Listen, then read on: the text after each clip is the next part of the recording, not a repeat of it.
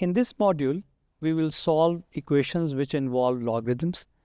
Also, we will look at some of the applications of logarithms. So let's begin with solving equations.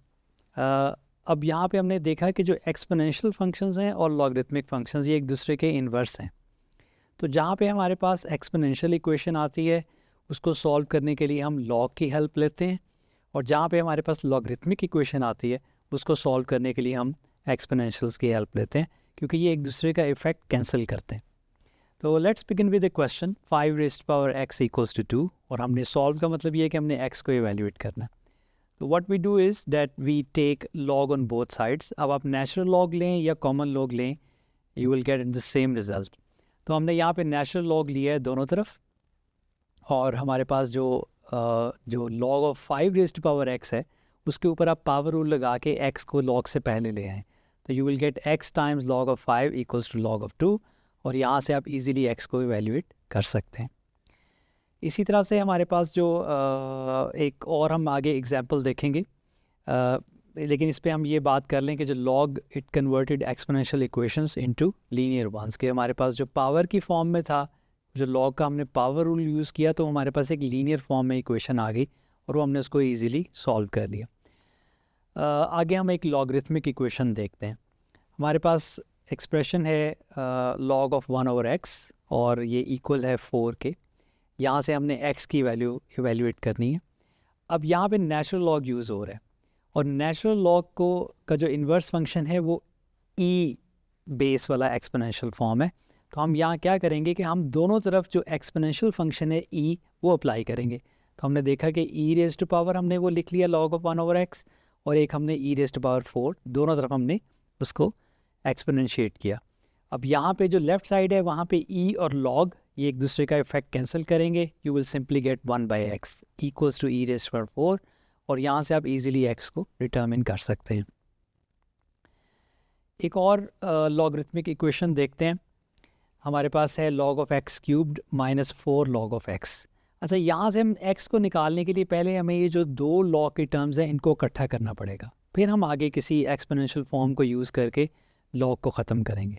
तो log को हम इकट्ठा कर सकते हैं. हमारे पास log की प्रॉपर्टीज़ हैं. log की प्रॉपर्टी लगाने के लिए पहले आप जो 4 है उसको आप पावर में ले जाएं x की, ये log का रूल है. उसके बाद आपके पास ये दो log की टर्म्स माइनस हो रही हैं, तो आप इनको कोशेंट में लेके जा सकते हैं, x क्यूब्ड को और x4 को. इक्वल्स टू 1 उसी तरह ही है. इसको सिंप्लीफाई कर लें, you will get log of x raised to power -1 equals to 1. अब यहाँ पे ये कॉमन log है, इसको न्यूट्रलाइज करेगी 10 रेज़्ड टू पावर x जो आपका एक्सपोनेंशियल फंक्शन है. तो हमने दोनों तरफ 10 रेज़्ड टू पावर x इसके ऊपर अप्लाई किया, तो हमारे पास 10 raised to power log of x raised to power -1 आया, और राइट साइड पे 10 रेज़्ड टू पावर 1 आ गया.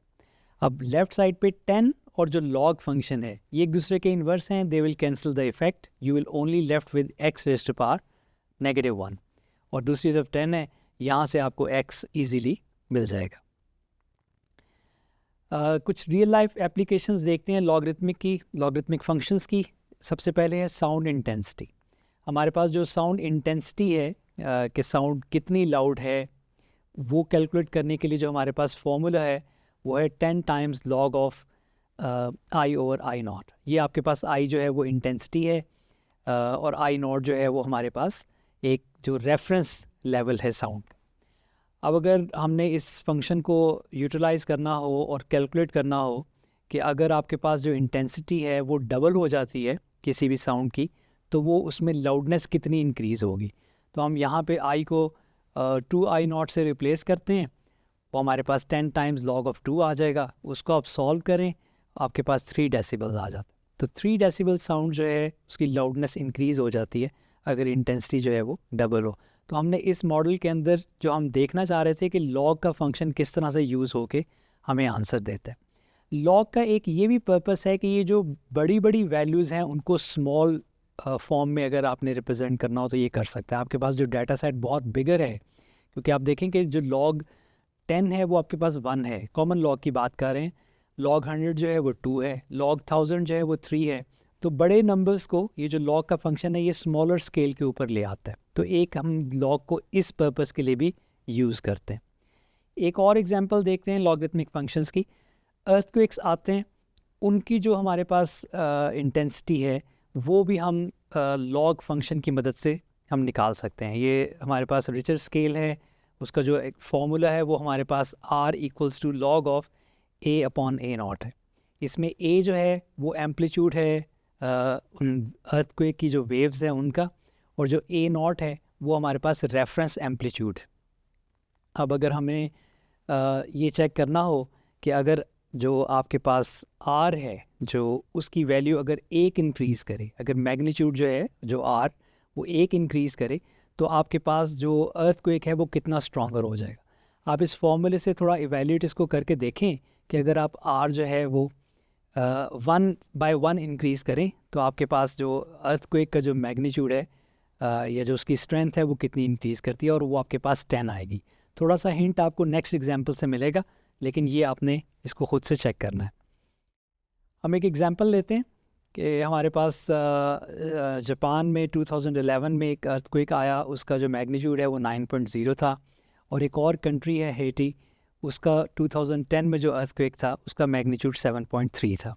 हमने इन दोनों का कंपैरिजन करना है, तो हम उसी जो फॉर्मूला था R equals to log of A over A naught, हम उसको यूज़ करते हैं। तो जापान के लिए हमारे पास R की वैल्यू 9 है, equals to log of A for Japan over A naught, जो हमारे पास रेफरेंस एम्पलीट्यूड है। तो वो हमारे पास जो A of Japan divided by A not 10⁻9 आ जाता है। ये 10⁻9 कैसे आया? हमने इन्वर्स लिया, क्योंकि लॉग था कॉमन लॉग, उसका इन्वर्स फंक्शन 10 है, तो हमने दोनों तरफ 10 लिया, तो हमारे पास लॉग ख़त्म हो गया एक साइड से, और दूसरी तरफ 10⁻9 आ गया। यही हम हेटी के लिए भी कैलकुलेट कर लेंगे, और वो हमारे पास 10⁻7.3 आ रहा है। अब अगर हम उनको कंपैरिजन करना चाहते हैं उन दोनों के कंट्रीज़ का, तो हम इन दोनों का रेशो में ले आएंगे, A of Japan divided by A of Hattie, और यहाँ पे हमने उनकी वैल्यूज़ पुट की हैं। A not will cancel out with A not, और हमारे पास 10⁻9 माइनस 7.3, हमने एक्सपोनेंशियल फॉर्म का जो रूल है कि अगर बेसिस सेम हो और डिवाइड हो रहे हो तो हम पावर्स को सब्ट्रैक्ट कर लेते हैं, तो ये हमारे पास 10⁻1.7 आए।